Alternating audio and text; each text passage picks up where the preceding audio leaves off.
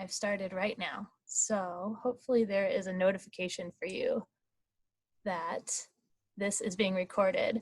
Maria, is there a notification for you? Okay, awesome. Yeah. All right, so I will introduce myself. My name is Leanne Ferguson. I am the Safe Routes to School Program Manager at ODOT, and I'll be doing the webinar today to talk folks through the process that we use to select projects on this round of Safe Routes to School grants.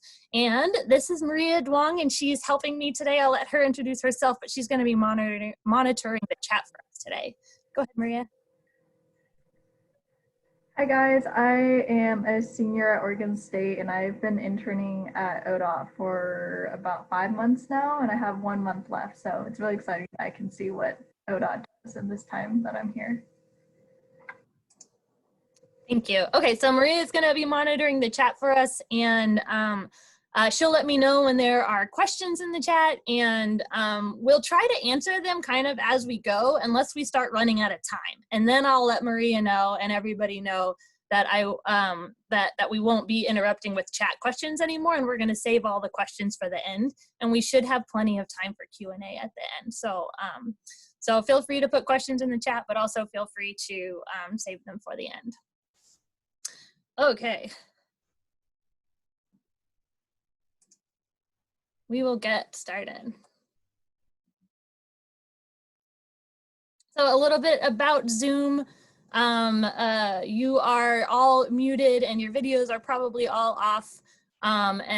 We will feel free to unmute yourself if you have a question and it needs a little more explanation. If we read your question out loud and you need a little bit more explanation, you can do that by clicking the hovering over your image and clicking the mute button, and it will unmute you. You can also start and stop your video by using the 3 dots next to your name or your image. You can see who's in the meeting using the grid view, and there's another couple of things that you can do through Zoom. So let me know if you're having any issues with Zoom and we'll try to help you out.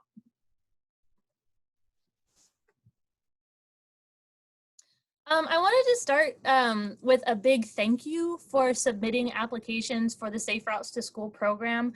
We don't have a great idea of what the need is around the state, so we really use your letters of intent and applications to help tell us what is the need in Oregon.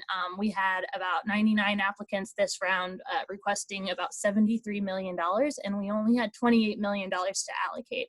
I also want to say at this time that all of the applications we received were for great projects, for sidewalks, safe crossings, kind of the bread and butter of our system that our kids use. And not selecting projects does not mean that you submitted a bad project. It just meant that we didn't have enough money to fund everybody, and we had to prioritize them in some way. So we used the criteria that we're going to go over in this webinar today to help pick which projects that we could fund, but I want you to know that they were all really good projects that we received. And here's just kind of an example of the impact of the Safe Routes to School project so far at ODOT. We've run 2 rounds of 2 competitions and allocated $16 million the first time and $28 million the second time, and we've been able to fund mostly crossing improvements, which is not surprising. We need to get our kids across roadways in order to get to school and other places. We've done a lot of curb ramps, we've done a lot of walkways and sidewalks, some lighting, some school zone indicators, bike lanes, and some creative street design. So you can see kind of what we've been funding overall over the last 2 cycles. We don't score projects based on what you're building, so this is all just the highest needs in the area. During this presentation, we will go through the solicitation timeline, the applicant analysis. We will review the process. We'll talk about the advisory committee and what kind of input they had, and then I'll do an in-depth review and scoring walkthrough for a sample application. The timeline for the program started in February, where we started doing some outreach for the solicitation for the competitive construction grant for safe routes. We collected 107 letters of intent, and then by August 31st, we had 99 applications. In September and October, we did the scoring and ground review process, and then on October 20th, our Safe Routes Advisory Committee met to discuss the applicants to make a recommendation to the OTC. That list went to the OTC on December 1st on Tuesday and was approved. And so now we're getting ready to send out some intergovernmental agreements to get those contracts signed so that people can start building with the Safe Routes to School funds. A little bit of our applicant analysis. We had 95% of the applicants were applying for Title I schools, which are schools where 40% or more students are eligible for free and reduced lunch. So we use Title I schools a lot to talk about like low income schools. We also had 58% of the applications wanting to build projects on priority safety corridors, which is a corridor that has like high speed, maybe a large crossing distance, high average annual daily traffic and or history of crashes.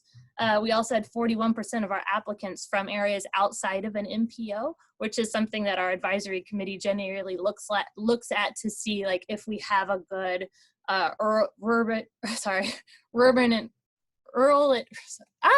rural and urban divide. Here's another couple of visuals about that. Another couple of visuals about the applications. You can see that most of our applicants came from cities and then counties.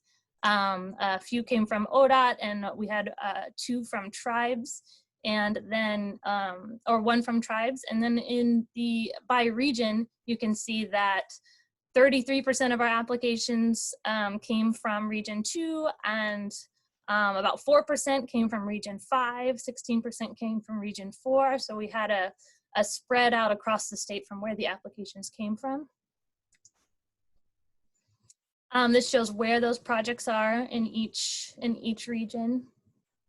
And this map shows us a little bit about where the applications came from, how many schools were in that region, and how many Title I schools were in that region. So for example, in region 4, they had 16% of the funding requested 16% of the funding requests.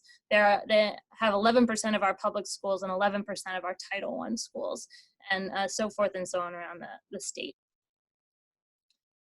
This again shows that for our applicants, we were looking at how many have projects within a priority safety corridor, how many are located within a city of 5,000 people or less. You can see that a good chunk of small communities were able to apply, as well as how many applicants came from inside and outside of metropolitan planning organizations. Also, you can see that most of our applications were coming in for low-income schools, and about 36% of the funds were requested from like the lowest income schools that we have here in Oregon, where 90 to 100% of the students are eligible for free and reduced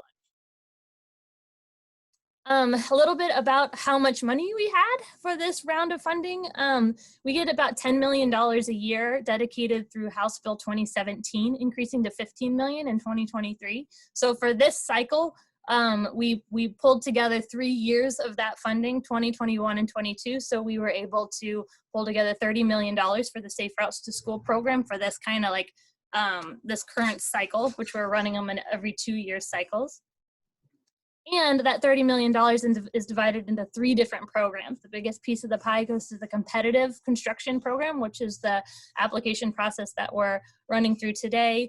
10% goes to the rapid response program for high need, high urgent projects. And then our project identification program helps us send a consultant to communities to create a Safe Routes to School plan and really identify projects to apply for in the future or to fund themselves in the future.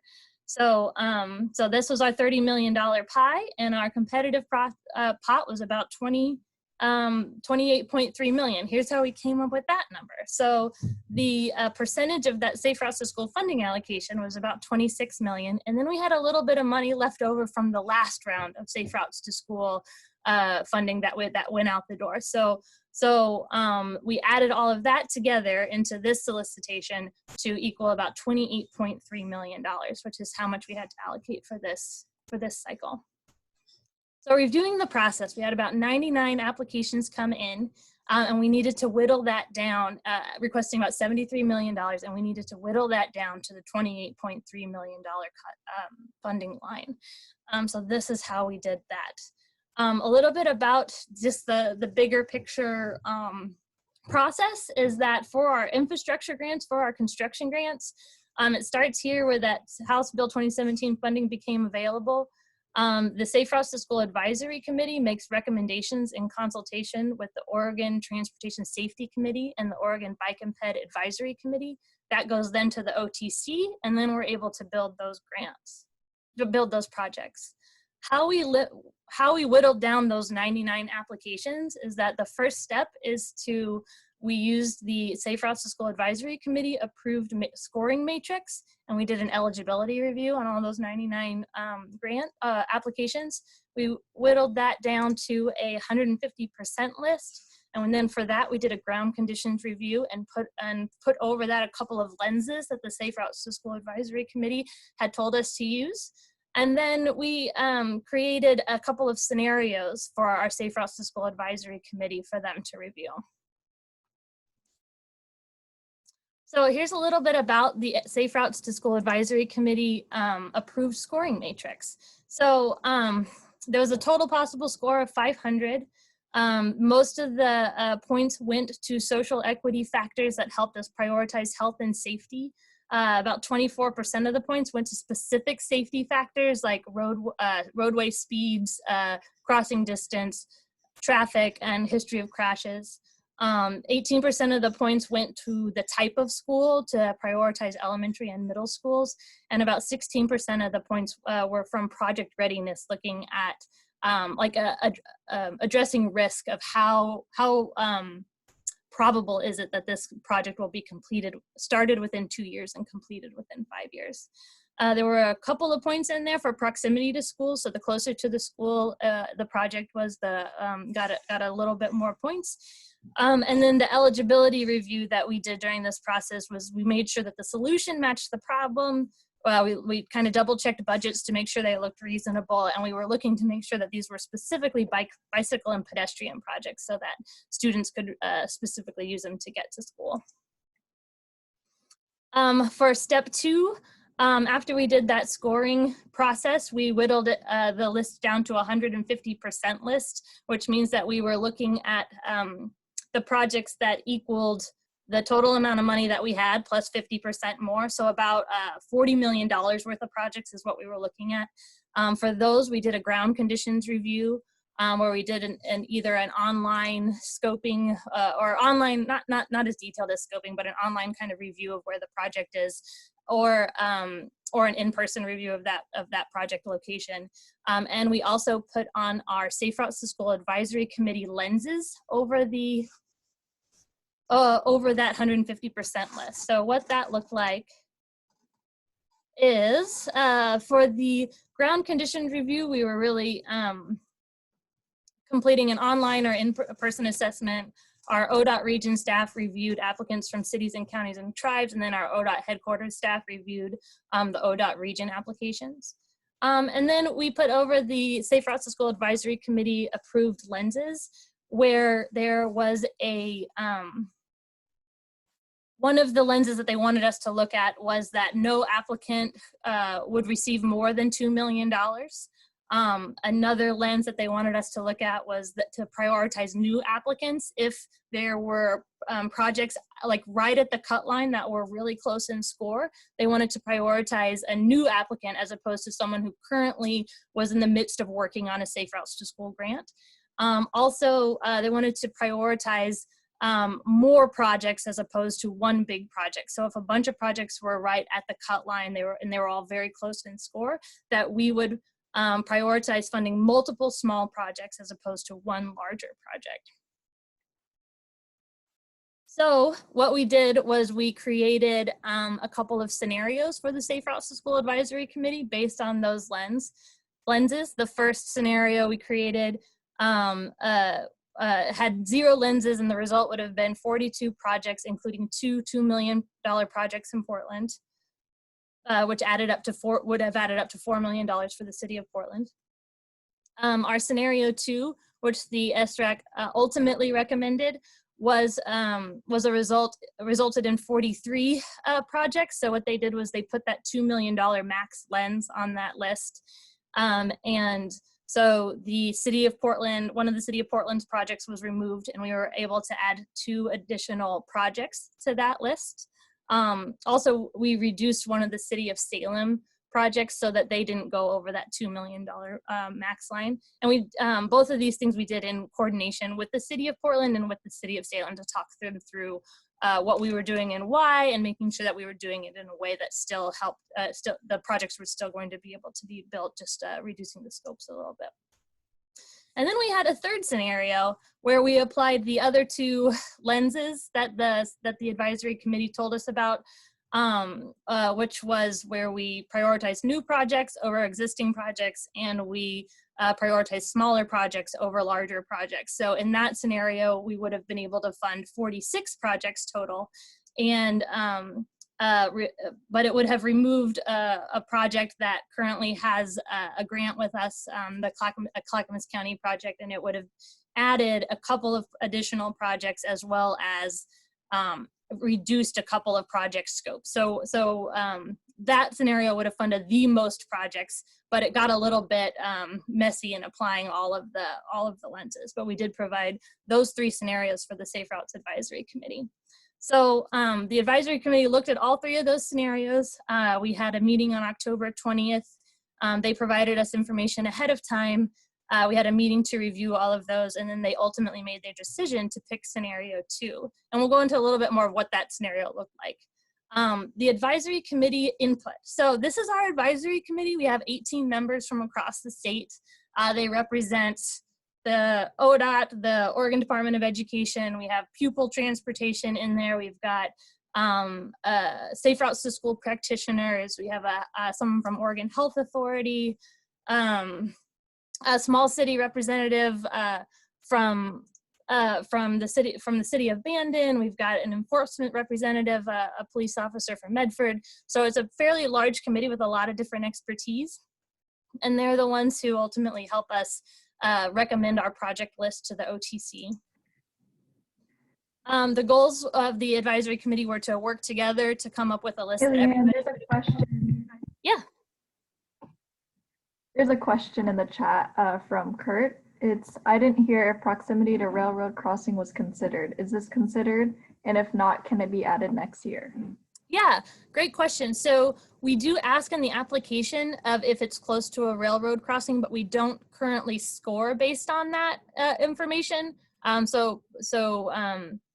Applicants aren't prioritized based on how close they are to a railroad crossing. And if you want to use the chat or send me an email to explain to me a little bit more about like your case for making that part of the scoring process, I'd be happy to share that.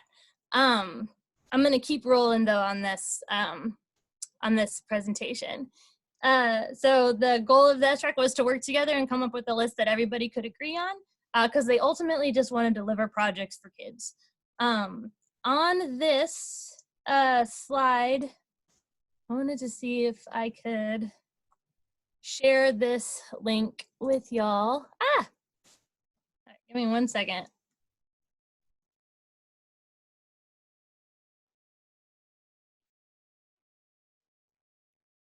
Okay. I'm gonna put this in the chat. This is sorry. I know this is what everybody wants me to see. Try to see me finding all the buttons on this. Okay, I'm gonna put this link in the chat. This is a GIS tool that we made so that you can explore the different scenarios that we provided to the SRAC. No, I don't want to start over. Sorry.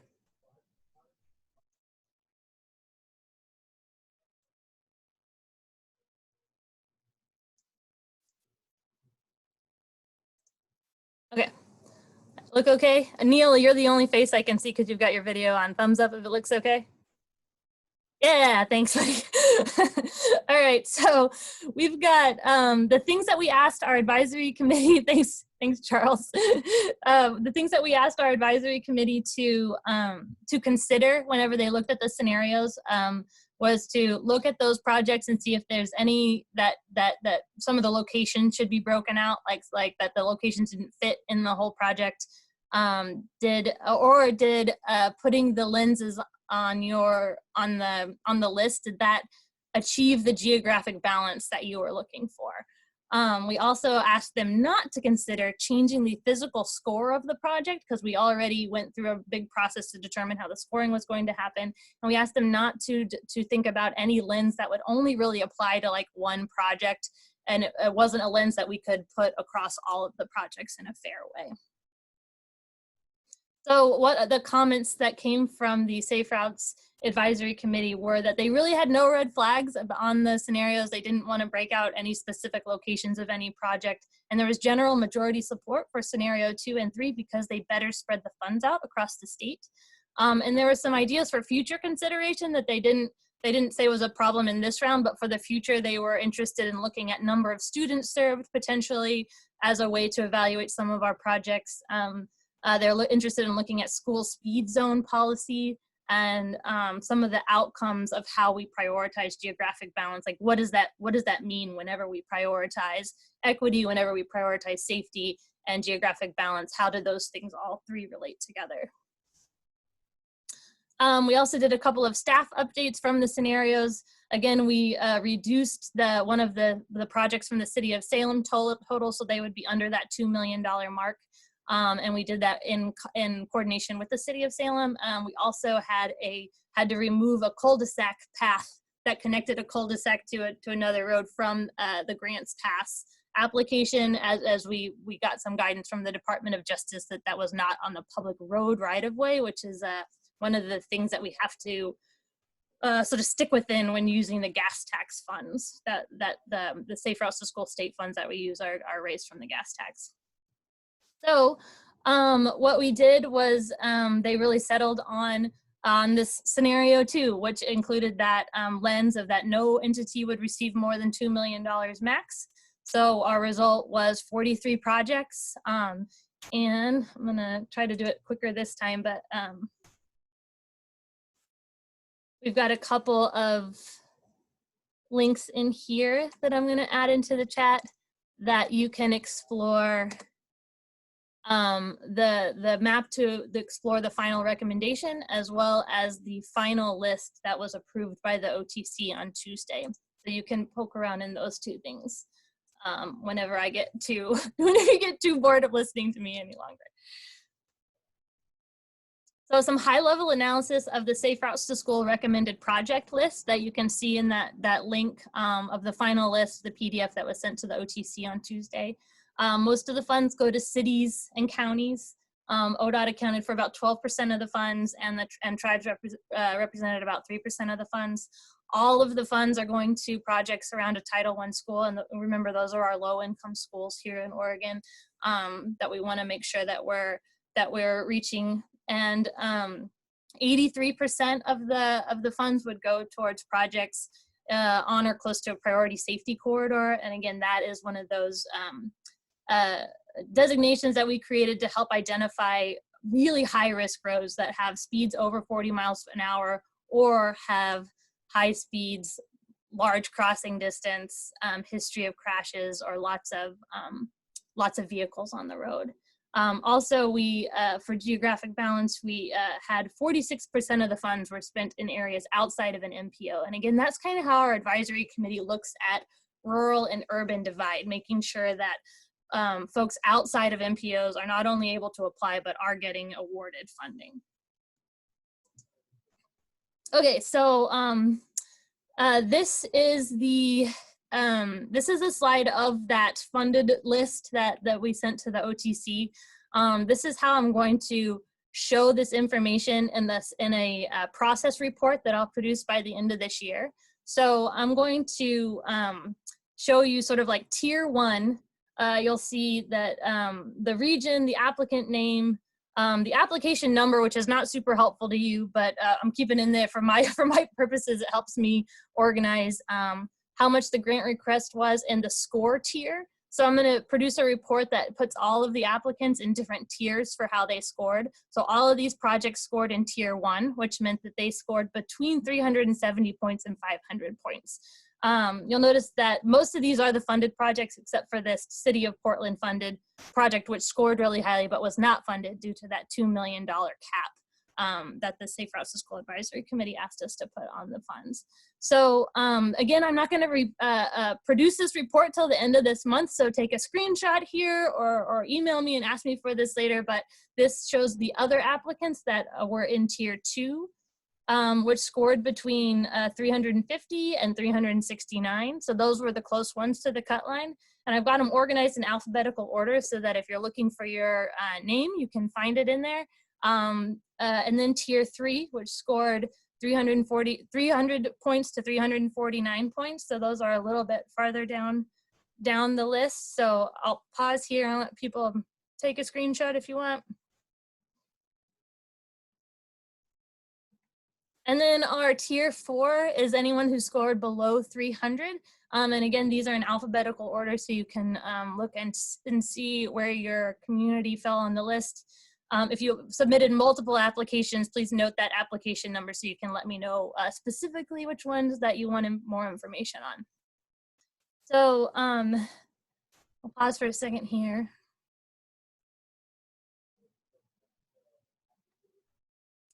I'm going to go through a couple of final steps, and then I'll walk through really specifically how we, through a sample application of all of the review that we did to the sample application. So if you want to take a moment and try to find your application, now would be a good time if you want to like walk along with me through your application. So again, the final steps were that the OTC approved our the Safe Routes School Advisory Committee's recommendation on December 1st. And I'll have a report posted in early 2021 sort of detailing this process. If you want a more detailed breakdown of the score of your application, please let me know. I'm happy to share that information. And we also have an appeals process. The Safe Routes to School program recently got moved into a new division at ODOT called the Public Transportation Division. And now we're sort of with the transit group, and they had an appeal process already set up that I just sort of like jumped right into. So if just so you know, there is an appeals process. You can email Karen Criswell, the administrator of my new division, with sort of your appeal and your reasoning behind it, and then that would kick off a process to review what the issue was and if it needs to go back to the Safe Routes to School Advisory Committee. Also, our next grant opportunity will be another competitive cycle that will open up in 2022 for funds allocated in 2023, and we should have a similar amount of funds for that next round. So I anticipate being able to fund about 40 additional projects in 2 years to keep building on that impact slide that we saw earlier. Also, the Rapid Response Program is open all year around. And that's for needed projects that that happen or that occur between those competitive cycles. And if it if a bicyclist or a pedestrian is injured or heaven forbid killed, and there is a quick solution that you can do, we have a really fast process to get you about $500,000 maximum to help implement that quick fix that would have helped that situation. The other way to access those funds is if there is an unexpected, couldn't be planned for thing that happens in your community, like a tornado goes through town, a road's going to need to get replaced. The community has always wanted a pedestrian island on that road. If you had an additional $500,000, you could do it all right now, and it would be cheaper than doing it at any other time, since you're doing this other big project anyway and it couldn't be planned for. That's another sort of instance when the rapid response funding can be accessed. So now I'm going to do a pretty in-depth review and walkthrough of a sample application. And the next several slides, I'll include these cute drawings because there was just a poster contest run by the education side of Safe Routes to School across the state. So I've included some of the cute drawings that we got. So the first thing that we do whenever we receive all of the applications is we do this eligibility criteria review. What that looks like in practice is looking at this slide. That is really hard to read. I don't know why I set it up that way. So these are the questions that we go through for each application. Does the project description appear to address the problem? Would the project primarily affect bicyclists and pedestrians? Look at the cost estimate and see if the cost estimate appears to be adequate in order to build the project description. We were looking for contingency just to see if people were sort of building contingency into their budgets. We were looking at the map of the project to make sure that it looked like it was within the public road right-of-way. Again, that's one of the criteria for the funds. And we looked at the budget to see if it includes significant amounts of paving. That was sort of triggered to us that this might be a project that's not primarily focused towards bikes, towards people on bikes and people walking. So you'll notice that this is part of our human review of the applications, where we provided answers to all of these questions physically. And all of these were eligibility questions, and so none of these got scored. And if any of these questions came up with a no or a question mark, we reached out to the applicant and gave them the ability to rectify whatever the red flag was, so they could update their application at that point in time. We also did a ground conditions review, where we asked questions like, does the applicant's problem, description, solution, and cost estimate ring true for the site? And so for that and then we asked for any additional red flags. And for that you can see, like, for this particular application, the notes were like, we reviewed the applicant budget in the project area on Google Maps. There were some observations made, and they reviewed the budget, which also seemed good, no red flags. So again, if we had come up with a red flag in this, we would have reached out to the applicant to ask them to help us rectify that, update their application to rectify that red flag. The eligibility process is not to eliminate people, it's to like address any issues early on in the process. All right, so a question real quick from Kathy. When does the next cycle of the non-infrastructure grant program open, month/year? Very good question, Kathy. I've been talking with Heidi Manlove a lot about that. She's the program manager for the education side of Safe Routes to School at ODOT, and we're going to be sending out an announcement in January. I know that she's working through the effects of COVID on the current grantees and trying to figure out if she can give, if we need to move that timeline. So I'm not going to answer that question right now, but we should be sending an announcement out in January, and feel free to call Heidi Manlove and ask her more specifics about it. Great question, Kathy. So right now, after I run through this slide, I'm going to pull up an application and show you all the things that I'm talking about. But this slide shows all of the categories that got points in the process. I'm using application number 54 as a sample. The green parts of the scoring were the parts that really didn't require any additional analysis. And so we were able to really pull scores directly from the online application. The blue pieces, which are mostly have to do with project readiness, those are the ones that required a little bit of additional analysis. And so I'll kind of walk you through, what I mean by that.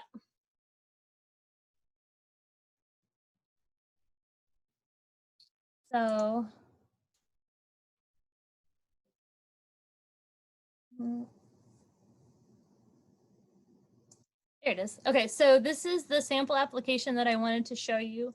I've highlighted in this application everything that was that was automatically scored within the application, and I'll run through this a little bit more in the presentation, but I just wanted to show you what the application looks like. So if you're looking at yours, this is what it probably looks like. And the highlighted pieces are the pieces that were automatically scored within the application. So here we've got how far is the project from the school, what school grades are taught, what percentage of students are eligible for free and reduced lunch. So this didn't require any additional analysis on the part of staff at all. What are the primarily affected schools? Some of the characteristics of the schools that we gave additional points for in this round, like the English as a second language learners, the diversity of the school, as well as the rates of chronic absenteeism. Here we get into the right-of-way, and this gets into the section where we did require a little extra analysis by staff. The right-of-way, you were able to give a lot of like descriptive answers. So there was some analysis that happened there. Same with public process. There's some analysis that happened for public process. Same with environmental resources. If you answered yes to resources or hazards, then there was some descriptions that you had to put in. So we did some additional analysis there. Here we've got stormwater drainage and utilities. If there were descriptions in there, we did some analysis of those descriptions. And then getting back into design, we didn't do any additional analysis over design. Now we're back to whatever you put in your application is what we scored. In part 5, you got to list your location. And this is where we got a lot of the safety information from. And again, this didn't require any additional analysis. We just used what you put in your application, or what you put in your application automatically generated a score for us. So we've got a history of bicycle and pedestrian crashes. We've got some of the speeds, the crossing distances, and the average annual daily traffic. There's this section helped us determine if your project was on a priority safety corridor. So that's sort of like the highest need area based on a definition that was created by the Rulemaking Advisory Committee for the Safe Routes to School funds. And these 2 questions helped us identify if you were on a priority safety corridor. So you would get an additional 40 points for answering these questions, and that was automatically generated. And that pretty much is everything that was scored on the application. So I'll go back to the PowerPoint so that you can see here again. And this is again for applicant number 54, which I just showed you their application. And so all the green areas were just automatically pulled over, and all the blue areas were the ones where we did a little bit of additional analysis if folks answered in a way that we needed to read something and see how far along in the planning process they were, or how much they had figured it out, versus how basically we were looking to see if you've got all the details figured out, there aren't going to be any surprises. We could still give full credit for that, but if there could still be some surprises, we gave partial credit. And if applicants didn't know if there were issues around this yet, then we weren't able to give any points. So this is the detailed breakout of the equity points. The bolded areas were new things that we added this round that weren't in the round 2 years ago. So again, you could get a total of 195 points for this equity category. We had an incremental or exponential, increase as the percentage of students receiving free and reduced lunch went up. We also had an additional 5 points that you could get for if you were over the state average in any of the 3 categories of chronic absenteeism, diversity at your school, or English as a second language learner. So for applicant 54, they received 190 points for that section. And I really loved this nighttime bike rider that was submitted.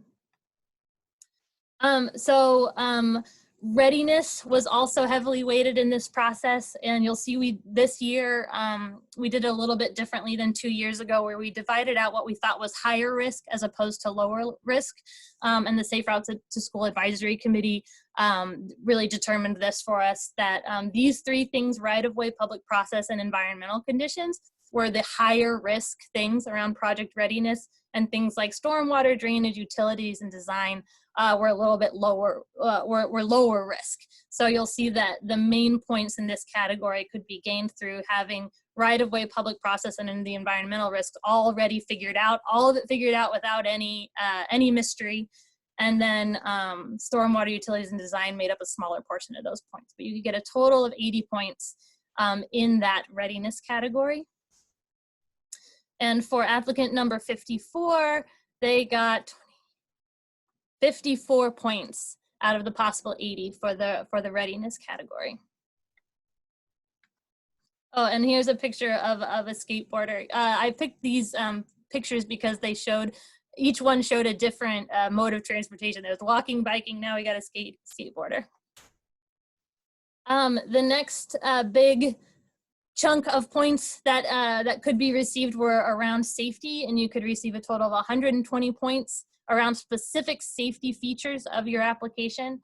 This is fairly similar to what we did in the first year, for what we did 2 years ago whenever we scored applications. We're looking at crashes, we're looking at speed, we're looking at lanes, average annual daily traffic, and priorities, and if your project is on a priority safety corridor. So what we did is, if you had multiple locations, the sample I showed you only had 1 location, but you were allowed to have multiple locations.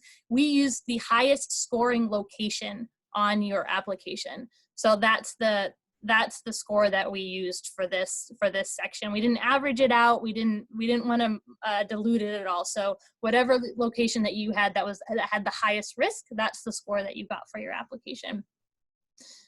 We also scored for school type, which was 90 points. We were looking for schools that involved any grades K through 8, and proximity to school, 1/2 mile or 1/4 mile. That's where the additional points came from. And you'll see here our applicant number 54 got 95 points up here for their school type and distance, and some high scores for the safety criteria, where they got 94 points total. So the total score for applicant number 54 was 433, which was well within our funding range of this cycle, because all of the applicants are scored against each other. The points, we don't really know where our cut line's gonna fall, because everyone's scored against each other. So for this round, it was about at 370 points. Again, we don't know what it would be for the future, because everyone is scored against each other. So I'm gonna stop there and see if there are any additional questions. Looks like folks haven't really been using the chat, but please feel free to do so. I'm also happy if you want to unmute yourself and ask me a question. And I'm going to put this Survey Monkey in the chat. This is just a survey that we're going to try to come up with a better strategy for safe routes to school at ODOT. Leanne, I have a question. Yeah. Let me.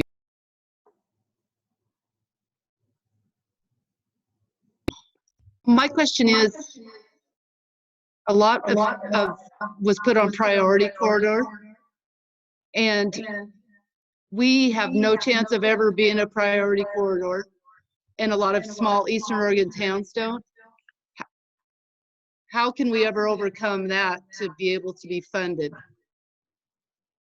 So again, it has to do with the advisory committee and the weight that they decide to put on safety, and how they're defining that. It also has to do with who else applies.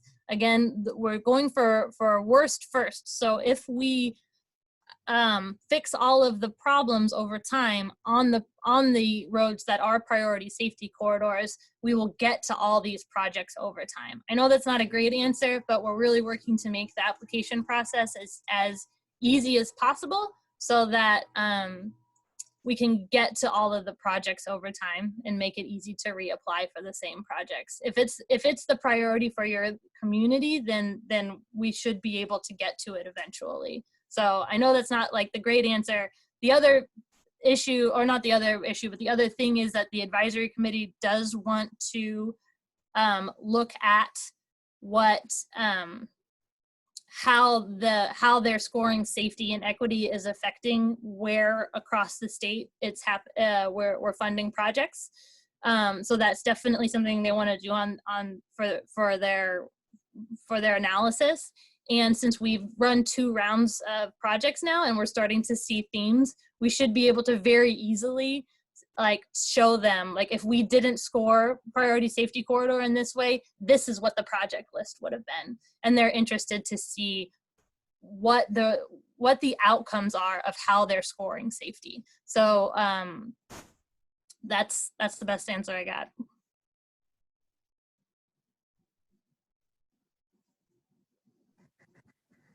We have some more questions in the chat. Anthony asks, what types of expenses qualify as eligible prior expenditures in the last 60 months? Oh, Anthony, you're asking me a question from the email I sent you earlier today. You got me captured online. Expenditures that qualify are anything that that you can anything that would be expenditures in a Safe Routes to School project. So preliminary engineering, design, however you described your project in your application. If you describe sort of that larger project that we talk about and how to meet that 20 or 40% match, like whatever expenditures are part of that larger project that you described. And we can talk after this if you have more specific questions about that. But it's more about helping you reach that 20% cash match requirement.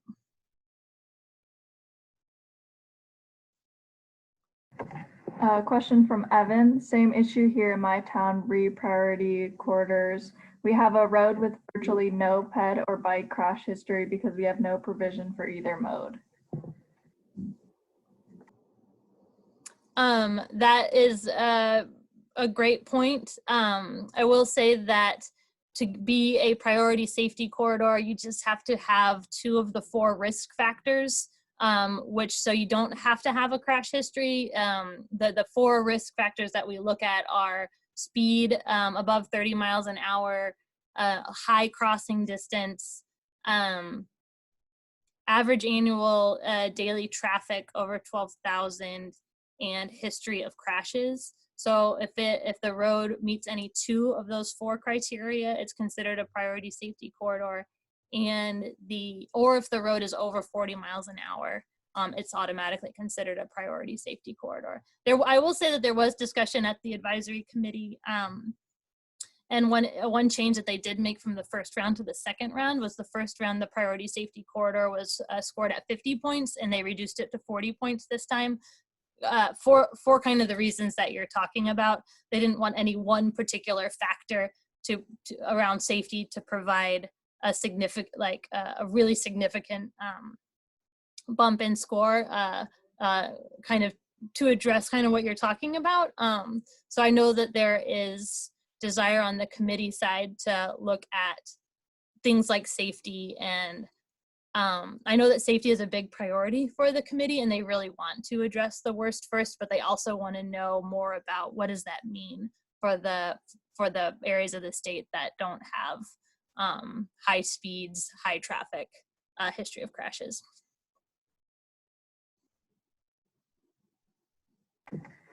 Another question from Chris. Has there been conversation regarding greater geographic distribution? Approximately 90% of the funding dollars from both Safe Routes to Schools projects has gone to projects west of the Cascades, well above application percentages. They haven't done the analysis of over the Cascades. They've done the analysis of by ODOT region. But I'm not like the numbers that you're quoting. I don't know them specifically, but I'm sure that they're right. They have had discussions around the percentage of applicants and where the funding is going in relationship to how many schools are in that region. So like, for example, Region 2 gets the bulk of the funding, like 40%, but they have 40% of Oregon schools and Title I schools. So it kind of makes sense that Region 2 would get the bulk of the funding. So they're definitely keeping, they want to fund projects around the state, or it appears as though they want to fund projects around the state, although they have not talked about creating a funding floor for each region. They have talked about trying to make that connect with the number of Title I schools in that area. So for Region 5, I believe we're probably about on par with how many. We're low in Region 5. So or just in applications. I don't have this analysis of this same analysis of the funded projects, but the number of Title I schools in each area will be the same, so we could probably do it in our head. So for Region 5, they have 10% of the Title I schools, and I believe they only got 4% of the funds, and for Region 4 have 11% of the Title I schools, and I believe only got 5% of the funds in the final recommendation. And then with most of the funding going to these I-5 corridor west of the Cascades, that is where most of the schools are. So it's not right. It's not exactly right. The percentages aren't exactly right, but that is generally, I think, why most of the fund goes to the west side. Very good questions, though, folks. These are all things that the Safe Routes to School Advisory Committee is also grappling with, and it is really good. I was talking to Maria as we were getting ready for this presentation today, and I come from an advocacy background, and I am always really proud of people who are advocating for their people and for the folks that they represent. So thank you for bringing up the areas that we're not serving. I wish we had enough money to fund all of the projects. There is no good way to prioritize these projects, and I really appreciate your advocacy for the people that you represent. So keep it coming. Keep telling me what we're missing. It helps me communicate that more to the people around me, to say that we're not meeting all of the needs. And it is heartbreaking to whittle these projects down. Significantly heartbreaking, and so I really appreciate all of your comments around this. So keep it coming. Call me, send me an email. I'm tracking it all. This is good information for me to have.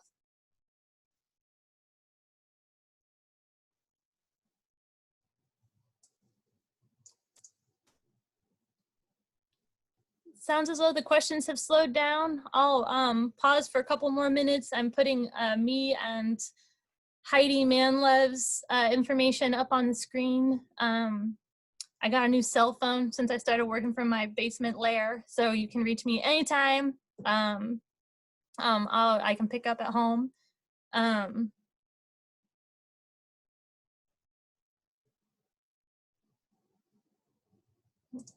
Looks like that might be Neil saying goodbye. I'm guessing he doesn't have a question. Bye, Neil. I'm happy to hang out a couple more minutes. Folks can start falling off if they want to. Looks like one more question in the chat. Question that just came in from Bryce.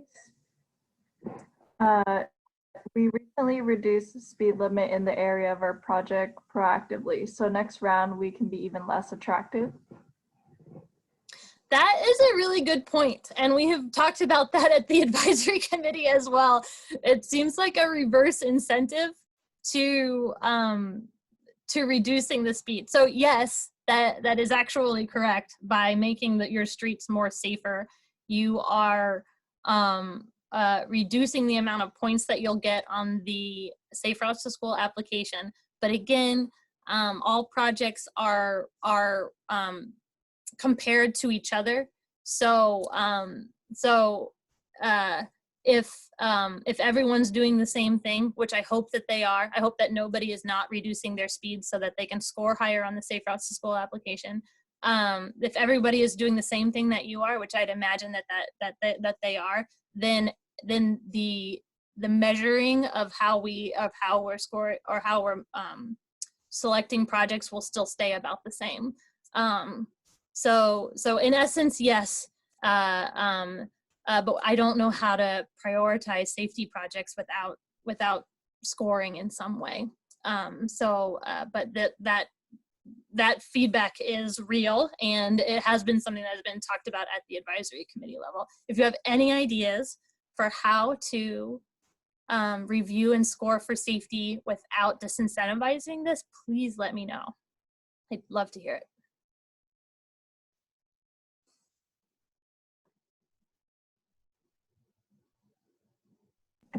Another question from Well. In terms of geographic spread of allocated funds, was the Safe Routes Advisory Committee's decision to consider geographic diversity largely based on ODOT region or the specific county/city? Is there a potential for the Safe Routes Advisory Committee to consider heavier weight to sub 10,000 population communities? I would say that there's always a possibility. They do look at how many applicants come from communities 5,000 or under, and to really look at to make sure that folks are able to apply, and how many applicants that we ultimately fund with communities of 5,000 or under. If you want to send me a note telling me why 10,000 is a better number than 5,000, I would love to hear it. So right now they're just tracking that, but they currently don't score based on that. They just want to make sure that those small communities have access to the funds. So that's where we currently are. I think that they've talked about this before, and please send me some if you have any data or specific reasons for moving from looking at 5,000 to 10,000. I'd be open to learning more, for sure, and sharing that with the committee.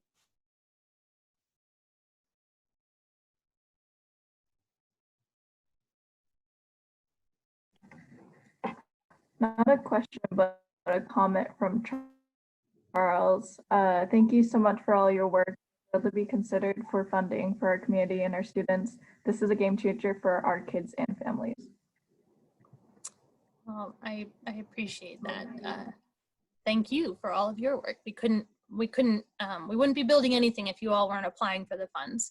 So again, I want to reiterate how important it is that that we make this process easy and accessible for you. So I'm always open for feedback on how to make this program better. The ultimate goal is to build all the projects. So any suggestions on how we can do that better or faster, I am open for sure.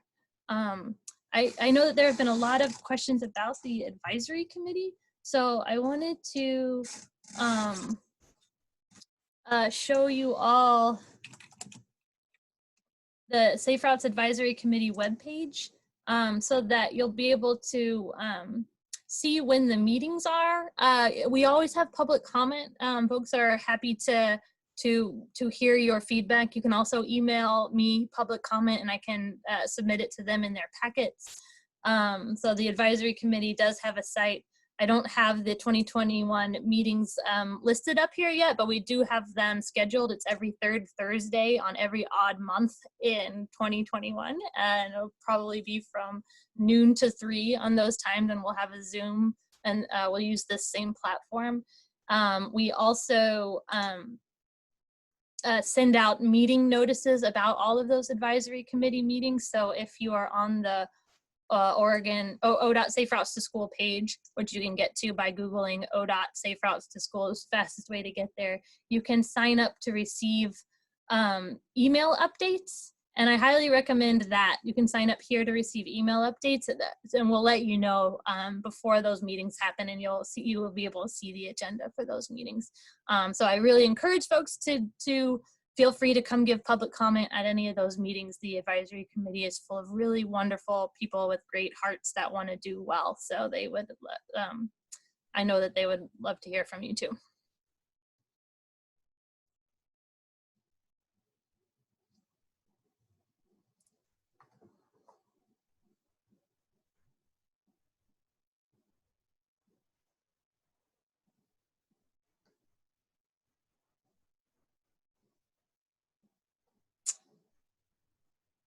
Yeah, look, slowing down. I'll hang out here a little bit longer in case folks come up with other questions. Hey,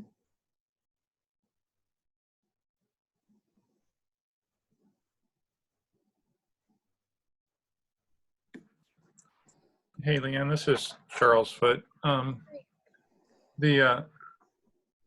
You may have mentioned this earlier, and I was trying to multitask a little bit. I apologize. So the funding. You're in good company. Everyone was doing it, I'm sure. The funding on these projects is distributed out to the counties, or I guess my question is, wow, when do I get to see somebody digging a shovel out here and building a sidewalk? And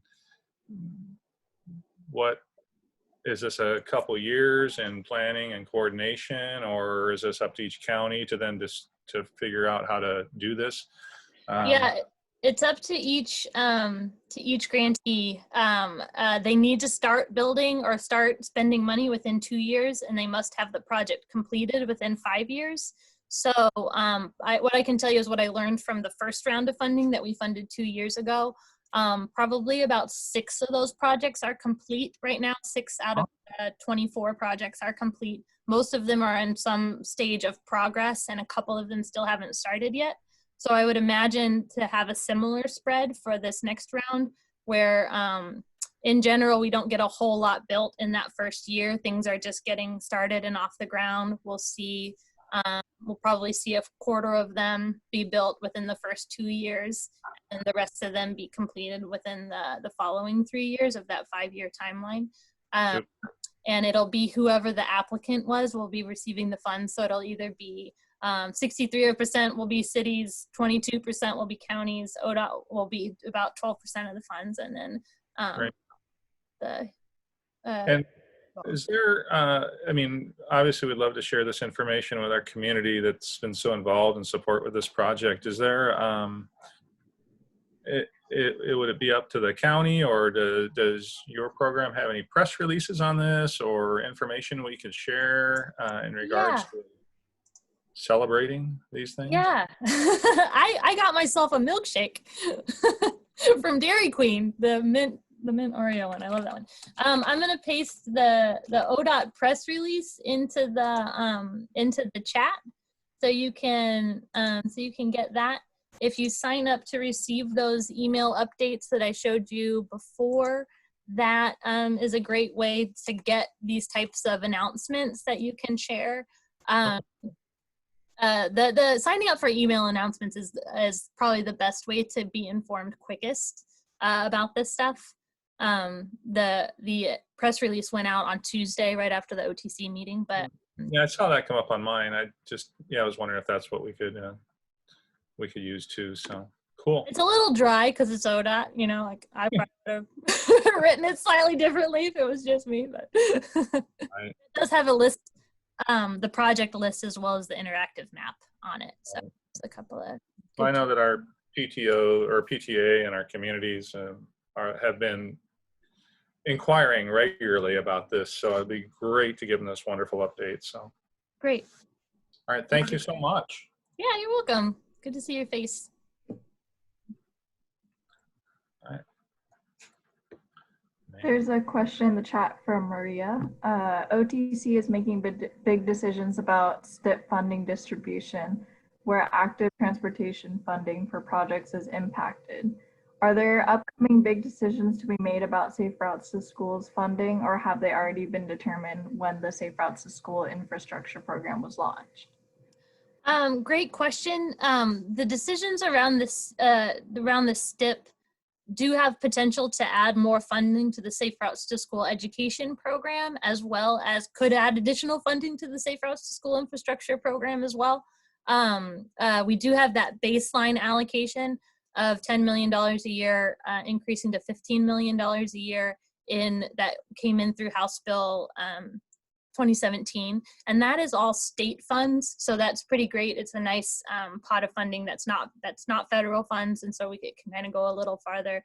I believe, I'm not so super great about the STIP, I don't know all the ins and outs of it, but I believe most of the STIP is around federal funding, so any allocation coming from the STIP would be federal funding.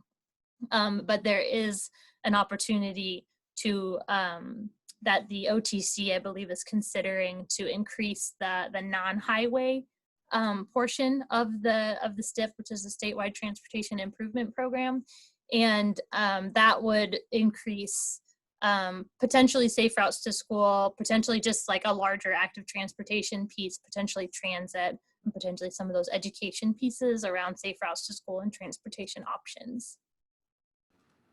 Thanks, Leanne. Great question. You might know more than I do about this tip. I'm still new enough to ODOT that's like kind of Greek, but I can read numbers and budgets. I know we're still trying to untangle all this information, but we do know there's a lot of impacts on non-highway or active transportation. And I think this audience is one that is really interested in seeing the direction that ODOT takes in increasing investments for streets and projects that we care a whole lot about. Yeah. Yeah, it's really, like I was saying before, it's very, very heartbreaking to have to whittle this list down. All of the projects are, they're the bread and butter of our system. They're sidewalks and crossings. And I like, people who know me know that like, I want to build all of those things right now. I want to have them built yesterday. I want our kids to be able to get out of their houses and not be trapped inside and experience their community, get more exercise, like be able to access school and run to the corner market for mom and dad. Like those are the things that I want to be able to do, and I feel like it's our job to provide them with the options that they can, so that they can do those things. So they're all very neat. I really appreciate all of your time in submitting projects to this program. I like your background, Maria. Thanks. Northern Lights. Yeah, people who put applications together, I know it was a whole lot of work, and there was so much going on in that time period that we're all working on that. So we recognize that in Region 1 especially, as there were so many political things happening, and applications aren't easy. Yeah.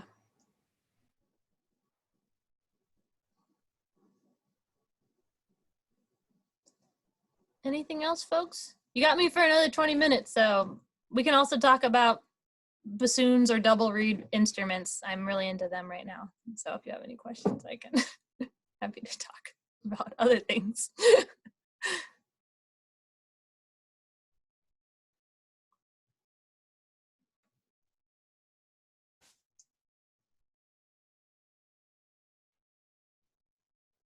All right, looks like we're kind of wrapping up.